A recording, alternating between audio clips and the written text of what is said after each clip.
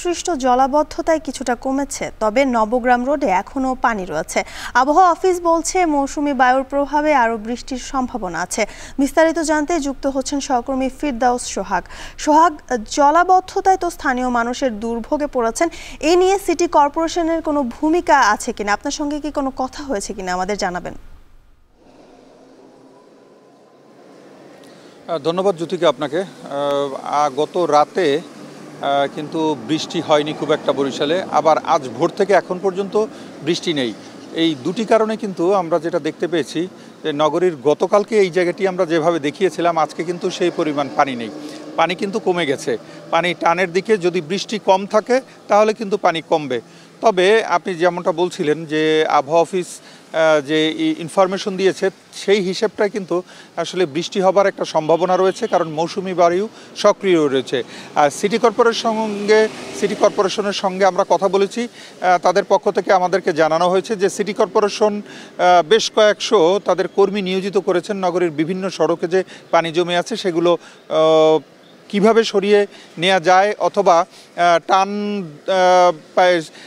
প্রাকৃতিকভাবেই যে বৃষ্টি হলে পরে কিন্তু পানি বাড়ে, আবার কীর্তনখোলা নদীতেও কিন্তু এখন প্রচুর পানি রয়েছে। এই দুটির কারণে কিন্তু পানি বেড়েছিল। আর এখন সিটি কর্পোরেশন যেটি করছে সেটি হচ্ছে নগরীর যেসব জায়গায় হাজামজা ডোবা রয়েছে এবং ড্রেন রয়েছে, সেই ড্রেনগুলোকে যাতে পরিষ্কার করা যায় সেই জন্য কিন্তু তারা চেষ্টা চালিয়ে যাচ্ছে।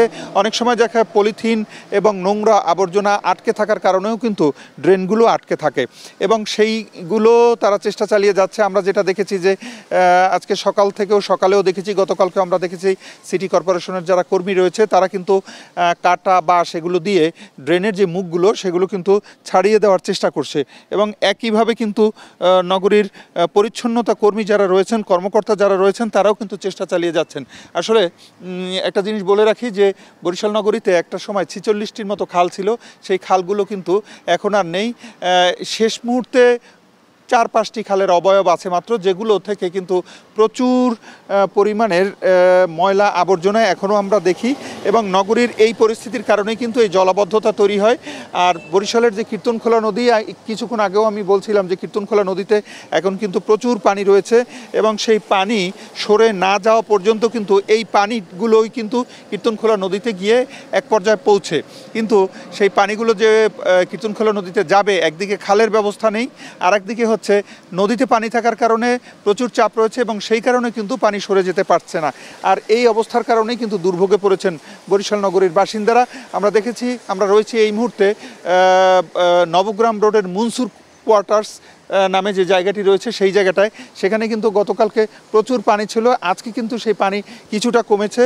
এবং তবে একটা জিনিস জানিয়ে রাখি যে বরিশাল নগরীর এই মনসুর কোয়ার্টার এলাকায় যতটুকু পানি এখন রয়েছে, গতকালকে কিন্তু সেই পানির পরিমাণ কম ছিল এবং বেশি ছিল, এবং আজকে সেই পানির কিন্তু একটা জিনিস আমরা যেটা দেখলাম যে সেই পানি কমে যেতে শুরু করেছে।